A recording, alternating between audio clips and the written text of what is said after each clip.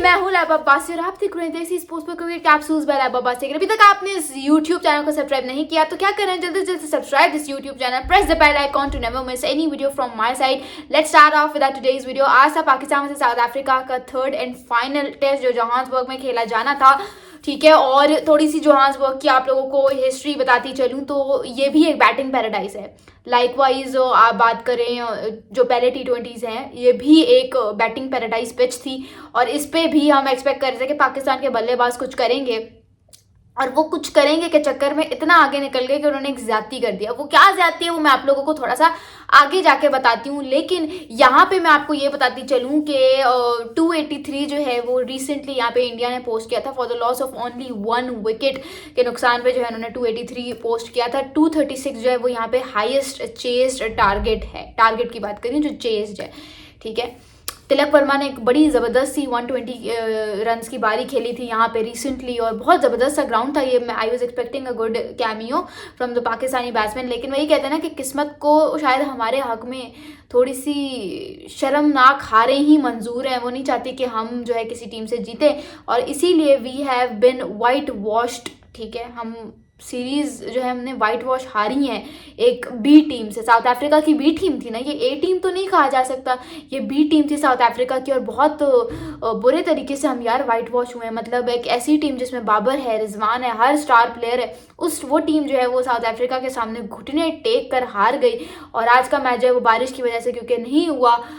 और इसमें मैं ज्यादती की बात क्या कर रही थी, ज्यादती कहाँ से आ गई, वो ये थी कि आप खुद देखो, अक्लमंद के लिए एक इशारा ही काफ़ी है। जब रिजवान आए थे तो बड़ा उन्होंने कहा था कि मैं जो है वो स्ट्राइक रोटेशन पॉलिसी के साथ जाऊंगा, मैं बेंच स्ट्रेंथ जो है वो उसको टेस्ट करूंगा, मैं ये करूंगा, मैं वो करूंगा।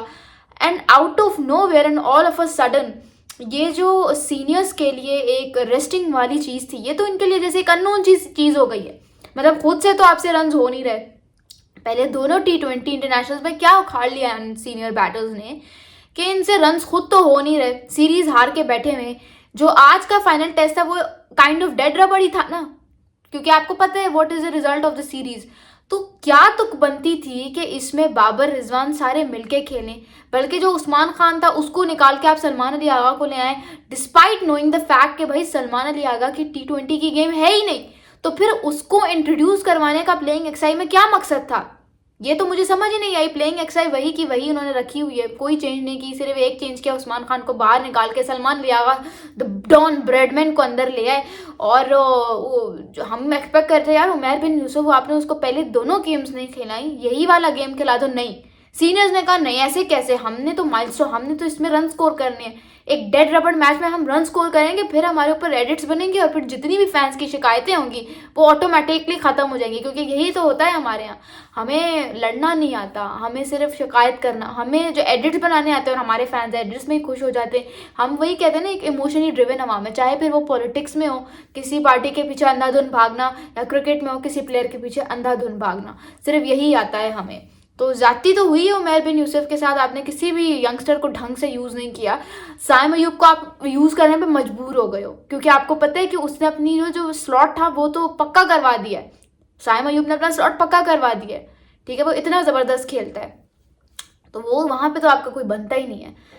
उसके अलावा चैंपियंस ट्रॉफी पे जो है इंशाल्लाह आप लोगों को एक डेडिकेटेड वीडियो बना के दूंगी, वो भी आएगी। इंडिया वर्सेस ऑस्ट्रेलिया भी नहीं हो पाया, rain washed out the day 1, but ये है कि चलो अगर कल हो जाता है डे 2 तो फिर उस पर भी बना देंगे आपके लिए रिव्यू। उसके अलावा इंग्लैंड वर्सेस न्यूजीलैंड हो रहा है, उसके लिए भी एक प्रॉपर डेडिकेटेड वीडियो आप लोगों के लिए आएगी। और PSL भी हो रहा है। PSL जो है ड्राफ्ट मैंने आप लोगों को बताया था कि it will take place either in UK और UAE में, ठीक है। ये वाला सीन है PSL 10 के ड्राफ्ट के साथ। बाकी PSL 10 की जो है प्लैटिनियम कैटेगरी लोकल प्लेयर्स के लिए वो फाइनलाइज हो चुकी है एज पर कादिर ख्वाजा, जिसमें बाबर आजम है, पेशावर ज़ल्मी में तो बाबर हैं, साइम हैं, ठीक है। लाहौर कलंदर्स में शाहीन शाह अफरीदी हैं, और फिर फ़खर जमान हैं। कराची किंग्स में कोई भी नहीं है। मुल्तान सुल्तान्स में उस्मान खान है, मोहम्मद रिजवान है। इस्लामाबाद यूनाइटेड में शादाब खान, नसीम शाह, इमाद वसीम। क्वेरा ग्लैडिएटर्स में मोहम्मद आमिर है यार, मोहम्मद आमिर ने फाइनली रिटायर हो गए हैं, he is retired from international cricket. और इमाद वसीम ने भी अपना रिटायरमेंट दे दिया था यार। मुझे लगता है कि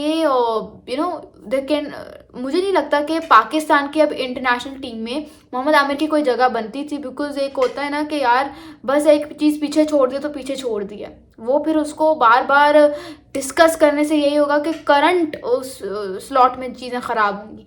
तो मुझे लगता है मोहम्मद आमिर की रेजिग्नेशन जो है वो बिल्कुल ठीक है, यहाँ पे रिटायरमेंट उनकी बिल्कुल ठीक है। उसके अलावा आप लोगों ने देखा ही होगा कि गैरी क्रिस्टन के बाद जेसन ग्लेस्बी ने भी he is also now parted ways with Pakistan cricket team. जाहिर सी बात है कोई नहीं रहता यार, एक ऐसे माहौल में कोई भी काम नहीं करना चाहता। आपको सोचो, दुनिया इज्जत दे रही है, दुनिया आपके पीछे मर रही है कि यार हमें कोच चाहिए, ये हमें कोच चाहिए, हमने इसके पीछे जाना है, ठीक है। पाकिस्तान क्रिकेट टीम ने जेसन ग्लेस्बी और गैरी क्रिस्टन की तरले उनकी मिन्नतें करके उनको अपॉइंट किया था, ठीक है। ये आपको अगर नहीं पता तो मैं बताती हूँ, पीसीबी ने ये सब किया था, मर रहे थे सब उनको अपॉइंट करने के लिए। और जब आपने उनको अपॉइंट कर लिया तो फिर आप देखो उनके साथ क्या सलूक किया, यानी कि आप एक ऑफिशियली कॉन्ट्रैक्टेड चीज़ से हटे। आपने उनको कहा कि नहीं, आपके पास ना सिर्फ स्क्वाड सेलेक्ट करने की बल्कि प्लेइंग एक्सरसाइज सेलेक्ट करने की भी पूरी अथॉरिटी होगी। और पता ये चलता है कि प्लेइंग एक्सरसाइज तो दूर की बात, आप स्क्वाड सिलेक्शन में उनकी राय जानने का सोच नहीं रहे।